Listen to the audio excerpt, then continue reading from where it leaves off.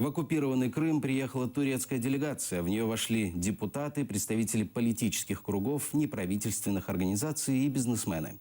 Есть информация, что среди 22 делегатов есть и брат президента Турции Реджепа Тайипа Эрдогана. Гостей встречал председатель прокремлевской общественной организации Кырым-Бірлігі Ситумер Ниметулаев. Мы хотим показать те указы нашего президента о реабилитации крымско-татарского народа, о государственном языке крымско-татарского языка, о том, сколько сегодня строится, сколько делается для того, чтобы мы созидали, жили в мире и дружбе. О соборной мечети, которую столько лет не строили, мы покажем нашим гостям, чтобы они это увидели. Очень рад сюда приехать, встретиться с нашими коллегами. Мы приехали посмотреть, проинвестировать именно те части региона, которым мы можем помочь, связаться с нашими коллегами и построить хорошие крепкие узы между турками и крымчанами. В планах делегации встретиться с лидерами крымских татар. Первый заместитель председателя Меджлиса Нариман Джилял рассказал, что с ним никто не связывался. Кого турки считают лидерами крымских татар, он не знает.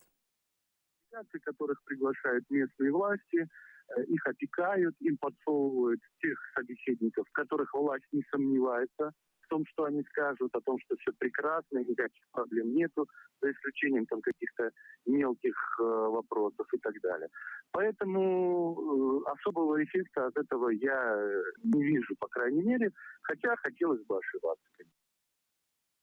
Официальный статус турецкой делегации – это фейк российской пропаганды, заявил глава Меджлиса крымско-татарского народа Рифат Чубаров. В Крым, вопреки предупреждениям посла Турции, приехали бывшие чиновники, выяснили в Меджлисе. Турция никогда не признает российский статус Крыма, уверены в представительном органе крымских татар.